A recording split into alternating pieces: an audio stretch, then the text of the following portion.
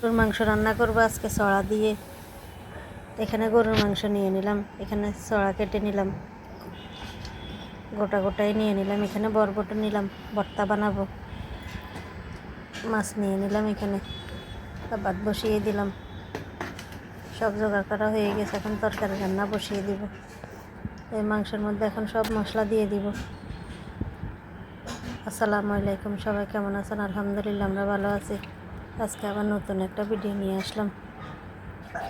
মাংসের মধ্যে সব মশলা দিয়ে দিলাম। এদিকে ভাতও হয়ে এসেছে, ভাতের মাঠটা গড়তে দিয়ে দিলাম। এখন বরবটিগুলো সিদ্ধ বসিয়ে দিলাম। এই ভাতের পাতিলটা উঠিয়ে একটু সেকা দিয়ে দিব।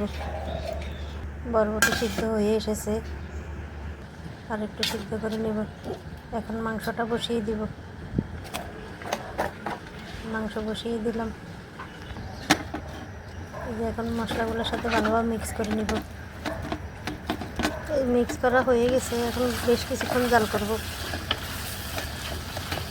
ভালোভাবে কষিয়ে নিব। একটু ঢাকনা দিয়ে দিলাম, তাড়াতাড়ি কষানোটা হয়ে যায়। এই যে মাংস কষানো হয়ে এসেছে, তেল উপরে উঠে গেছে, অনেক সুন্দর হয়েছে কষানোটা। আবার একটু ঢাকনা দিয়ে জাল করব বেশ কিছুক্ষণ। এদিকে বরবটিও সিদ্ধ হয়ে এসেছে, পানিগুলো ছেঁকে একটু চুলায় দিয়ে দিব। আবার একটু টান টান করে নিব বরবটিগুলো, যাতে পানিটা শুকিয়ে যায় ভিতর থেকে।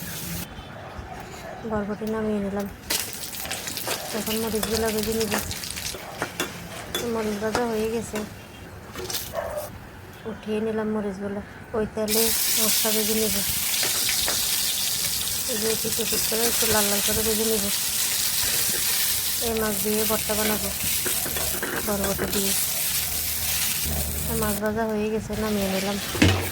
এদিকে মাংস কষানো হয়ে এসেছে, এখন পানি দিয়ে দেব। পানি দিয়ে দিলাম, এখন ভালোভাবে মিক্স করে নেব মাংসগুলো।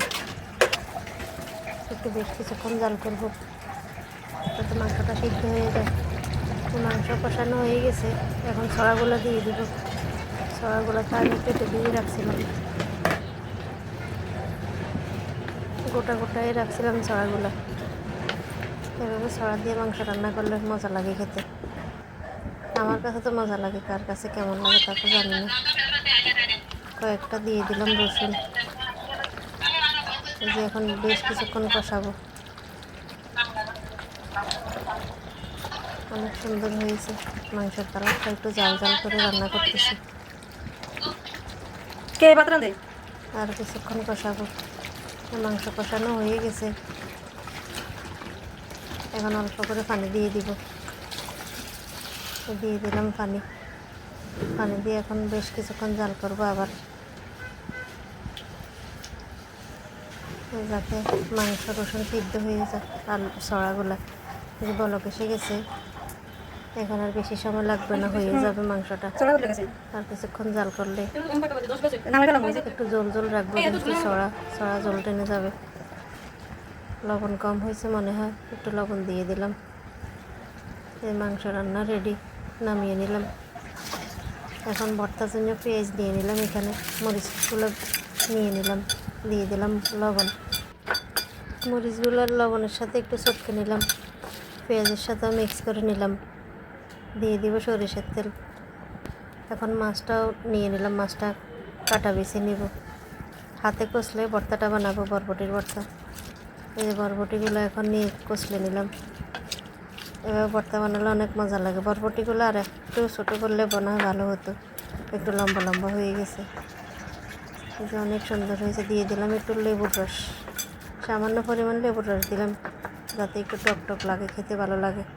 এই যে ভর্তা বানানো হয়ে গেছে, উপর দিয়ে একটু সরিষার তেল দিয়ে দিলাম। এখন খাওয়া দাওয়া করব। এই যে একটু মরিচ ভর্তাও রেখে দিলাম সাথে। ভর্তাগুলো অনেক মজা হয়েছে, মাংসটা অনেক মজা হয়েছে। আজকে এ পর্যন্তই।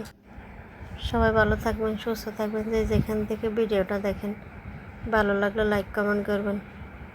আল্লাহ হাফেজ, সবাইকে অনেক ধন্যবাদ। আসসালামু আলাইকুম।